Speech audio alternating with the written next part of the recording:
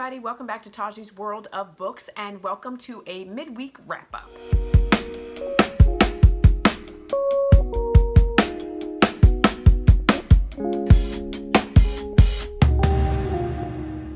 Hey everybody, so welcome back to my channel. So I thought that I would come on today and just do a wrap-up of the books that I've been reading so far.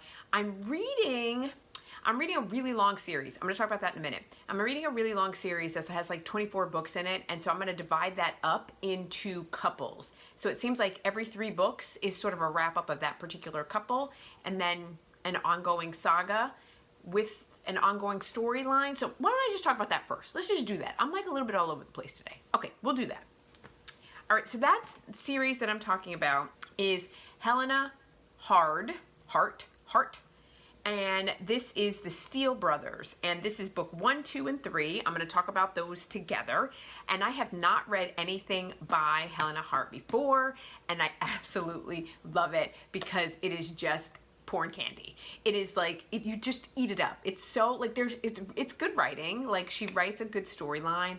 It is a romantic, erotic suspense. So there is an ongoing storyline, and there is some hard-hitting issues that she deals with, but the spice is through the roof. It's amazing. It's amazing. Okay, so in this first particular couple, so let me say, if you have any triggers, you probably should check out the trigger warnings. She tells you in the first book, and they go over it at the beginning of every single audio book as well. She reads the warning. And it says that this book contains adult language and scenes, including flashbacks of childhood physical and sexual abuse, which may cause trigger reactions. So it absolutely is dealing with that. So let me tell you what this series is about. The Steele brothers are made up of Jonah, Ryan, Talon. So there's 3 brothers. They own one of the largest ranches in Colorado, and they are one of the most successful ranchers in Colorado. Their parents have died some years before. You learn that their mother had some mental health issues, and there's a sister. There's a sister as well. So there's 4 Steeles, 3 brothers and 1 sister. And the mother died just after giving birth to the sister. So the sister, she's the baby, and she never knew the mother and doesn't know much of the history. And so in the particular story, Talon has a traumatic past.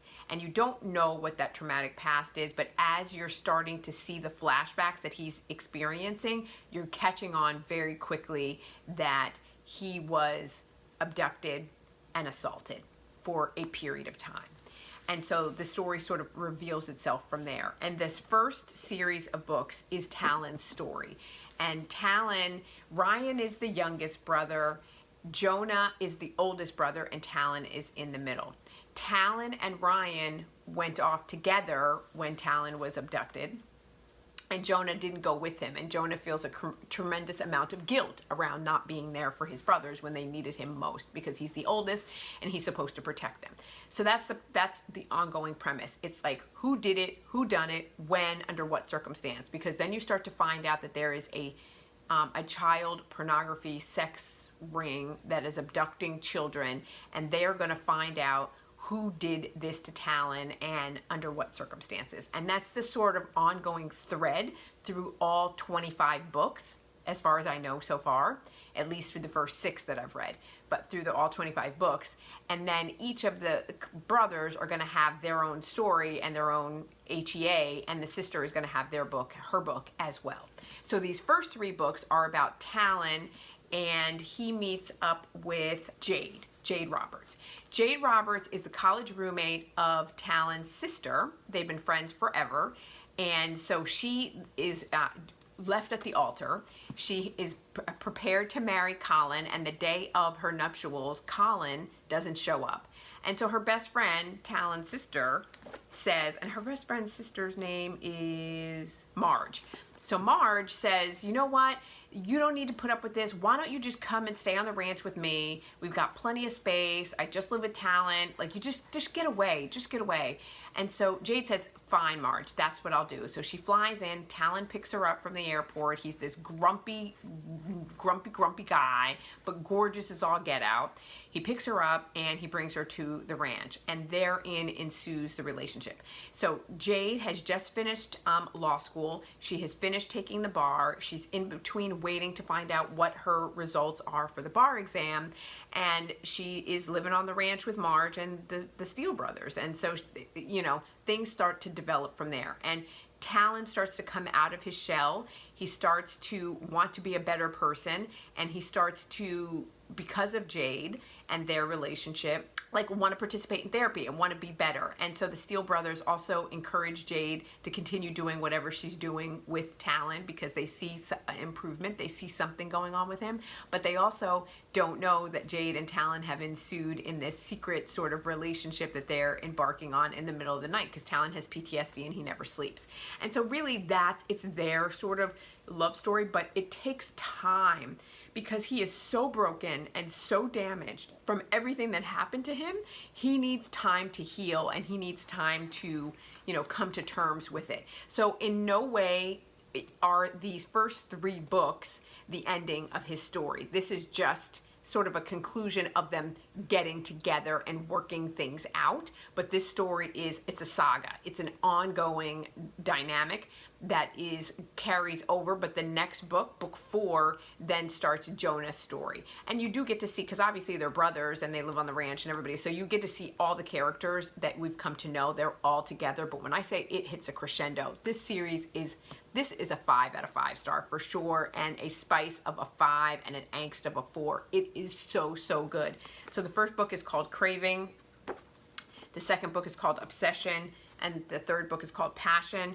Now, the one thing I don't like about this series, and I think it was a choice of the author, and I think it was pretty, like, it was a money grab, is that these books are so short that this right here could have been 1 book.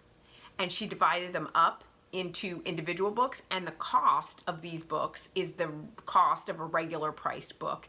And also the Kindle cost is the cost of a regular Kindle. They're not on Kindle Unlimited. And the cost of the audiobook is also quite high as well. And so that seemed a little bit crappy to me. Like, she didn't have to divide this up into cliffhangers and like little individual books. She chose to do that, I'm assuming. And so that for me is a little bit like, it leaves a little bit of a taste in my mouth. But nonetheless, the story is good and enjoyable. And, you know, and it's a huge investment to purchase 25 books. So I don't think that I'm going to do that. Some of which I have not purchased. Some of which I got, like these I got at a thrift store secondhand. Some of them I got secondhand. But, you know, paying full price for a short book like this is a little bit, makes me feel a certain kind of way. So take it as you will. So like I said, I am in the process of reading books. I finished 4 and 5, so I'm going to wait until I finish Jonah's story and then present those to you as well. And then we'll continue on with the series in that way. And I hope that makes sense. So then the next book that I want to talk about is a book that I got on Book Outlet, and I just wanted to round out my purchase. And it's been sitting on my shelf, honest to God, for probably like 2.5 years, something crazy.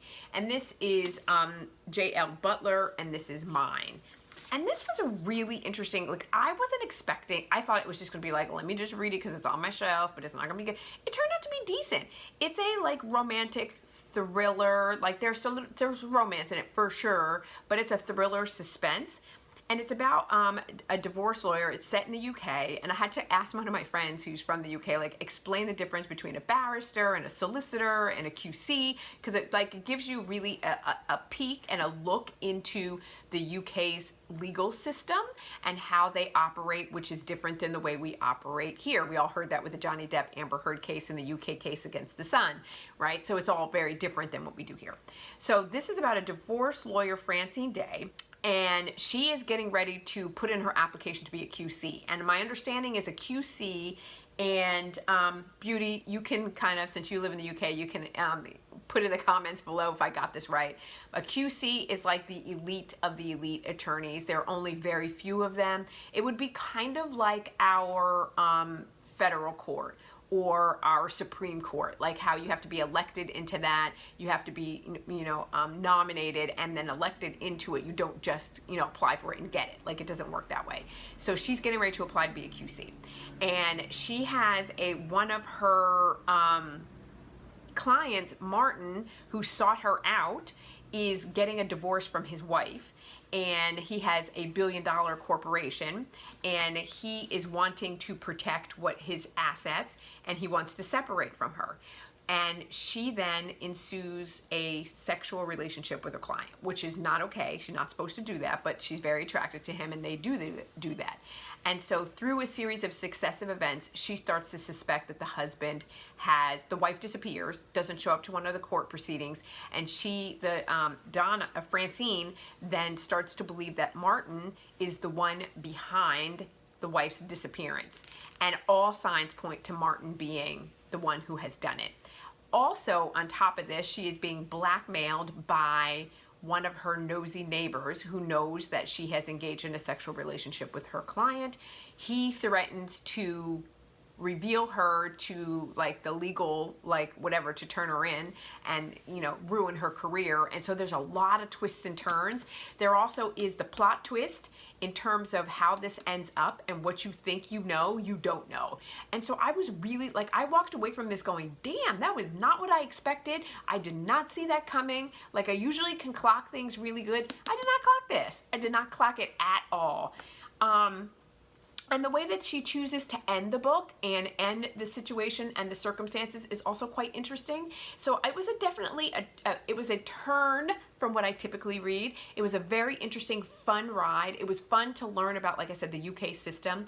And it was also just really easy. There was enough angst and enough drama, but not over the top. And it was just a fun, thrilling, suspenseful ride that I really, really enjoyed.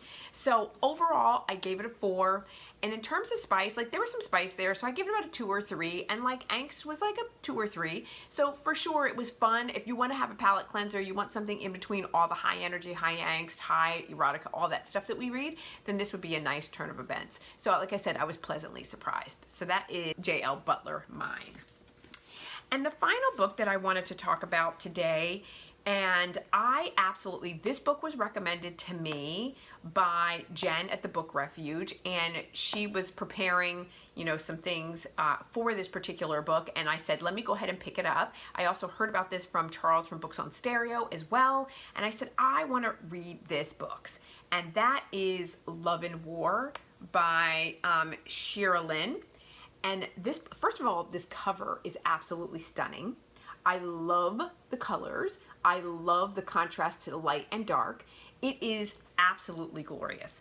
So let me say this. This book has some controversy and some things around it. I think because what you find out when you hear the blurb that it's about a Nazi officer who embarks in a relationship with his housekeeper. Right? And so when you hear that, you hear Nazi, World War II, it leaves a taste in your mouth, and you sort of feel a certain way when you hear those things, right?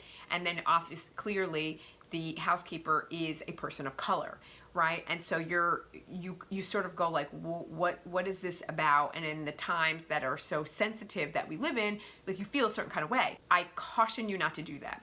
I caution you to take a minute, set aside all biases, all sort of preconceived notions about what you think this book is about. It's not that long. I think that you pick it up and you read it.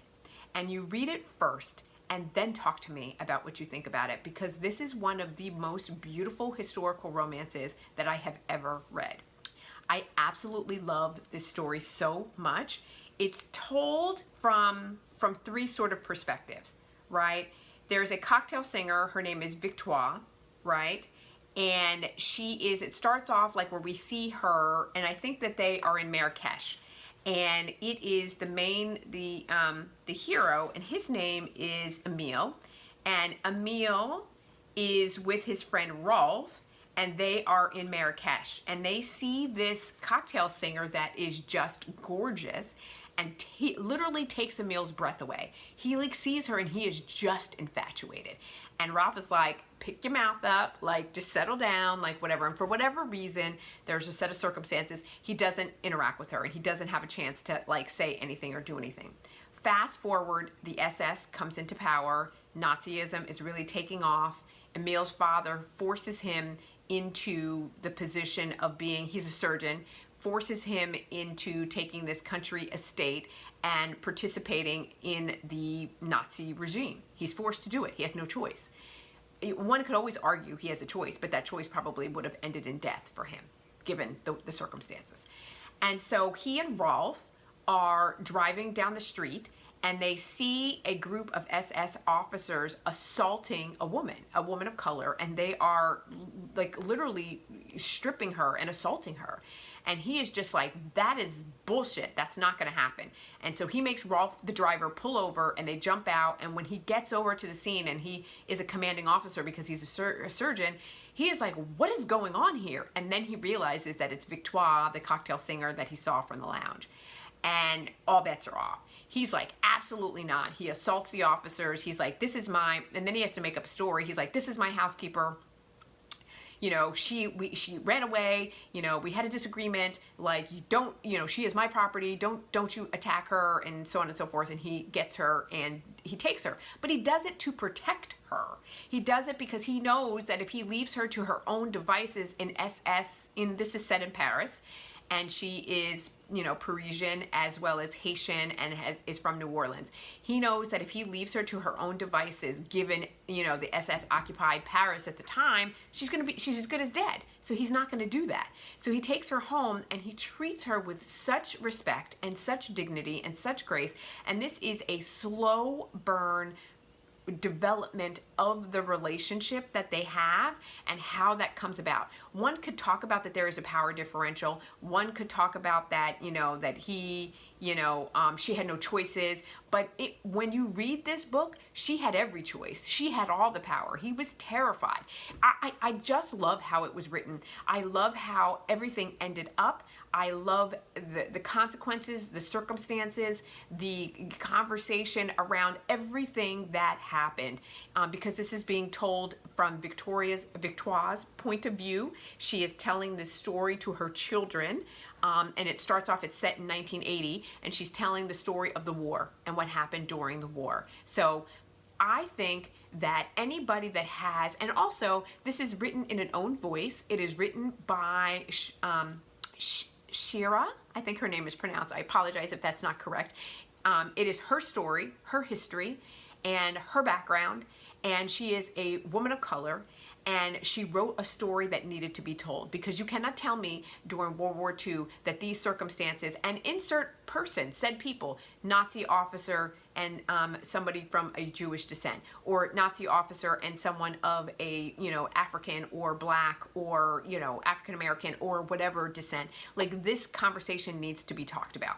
And we can't not have these conversations, because if we don't have those conversations for fear of offending people, then history is bound to repeat itself, because we study history to learn from history, to learn about the circumstances and how things came about and how we allowed people like Hitler, how it slowly but surely crept its way into the crevices of our makeup and the fabric of our makeup of our society. And if we don't have those conversations, just have civil conversations around these kinds of things, then it's a slippery slope where we find ourselves in situations where, you know, people with similar ideologies and beliefs are allowed to kind of creep back in. And I'm not talking about having debates and having arguments, and I'm just saying, like, open conversations where I'm listening to other people's perspectives who might be different than mine, who might shed light on something that I hadn't considered or I hadn't thought about. This is a love story. We get into the romance genre because we want to see a happily ever after. We want to see, you know, things that we don't get exposed to on a day-to-day basis. We want to have a peek behind the curtain and look into the bedroom and see what happens and see how that went down and see how that all worked out. This story needs to be told. And if you're offended by it and you haven't read it, or you haven't had a moment to have an educated sort of information gathering session, you can't say ban a book or let's not talk about a book because it's offensive because it talks about blah, blah, blah, when you don't know what it talks about. Like, you're going based on sound bites, like, and that you can't do. That is a slippery slope and moves us closer and closer to the direction of banning books and banning speech and banning people from saying and doing and thinking and being artistic and creative. So I'm not going to get on too high of a horse and too much of a rant about this. I think you should read it. It is so good and so powerful, and it is in no way, shape, or form intended to be offensive. It's intended to share a story. It's intended to tell you about a love story between two people that come from very different backgrounds and who came together at a very difficult time. During the war, that's a very difficult time under, difficult circumstances. And it also tells you Rolf's story, because Rolf has a story as well. So you also get to hear Rolf's perspective and hear what happened with Rolf. And so it's not only the story of love and forbidden love, but it's also the story of friendship, and it's also the story of loss, and it's also the story of war, and it's also the story of what evil men can do and the evil of in the hearts of men when they think that they're doing right. And do they say, like, are there words in here that are reflective of the time, that are sensitive? Yes, there are, but it is in context with what's going on with the overall scene, and it's not thrown out there for shock value, and it's not thrown out there for any other reason. And again, it's written in an owned voice, and she's telling you her story. She's telling you her history, what her people and her have experienced. And so I think we need to listen, right, and be objective. And then after we've read it and we've experienced it, if you don't like it, cool, no problem. I have no problem with that. I'm all on board, because not everything is for everybody, and that is totally cool and totally acceptable. But you can't reject something when you haven't read it and you don't know what it says, because it can be completely different than what you expect. So that's my rant for that. So please check this out, because this is an absolute 5 out of 5 star. I have trouble with historical romances, and this ranks up there with the best of the historical romances that I've read that work really well for my palate and for what I'm enjoying. I loved it. The only complaint that I had about this particular book, for all transparency and honesty, is the audiobook was one of those audio experiences. So they have a lot of sound effects in the background, sounds of car driving, sounds of car doors opening, cocktail waitress sounds in the back, music in the background. I found it distracting, and I found that it took away from my attention to the story. And also because Victoire speaks in a very heavy French accent, and also the German is thrown in there. So there is like long portions of German that are written in German and then translation underneath, and then French. I understand French, I speak French. So French, and then, underneath. So the French part I didn't have a problem, but the German I did. And so I had to jump from that long paragraph of German written in German to the English translation with cocktail waitress sounds in back, and like it was a little bit distracting. So, but it wasn't like over the top crazy. So not like, take it for what it's worth.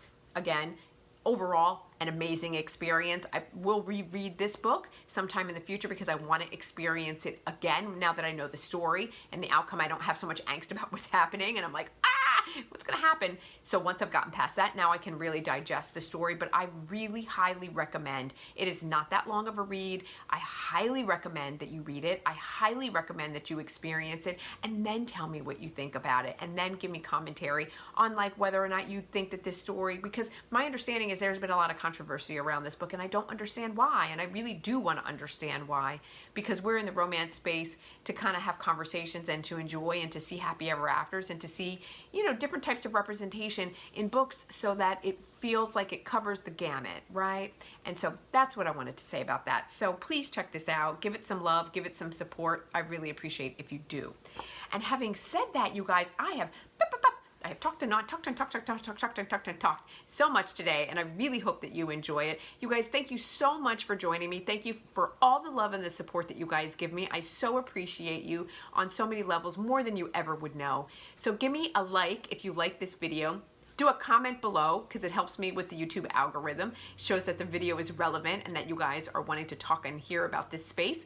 And hit the bell notification button so you can be notified every time I upload a new video, which is all over the place, but I'm uploading and I'm going to keep uploading. So we'll just go from there. Thank you so much, guys. I'll talk to you soon.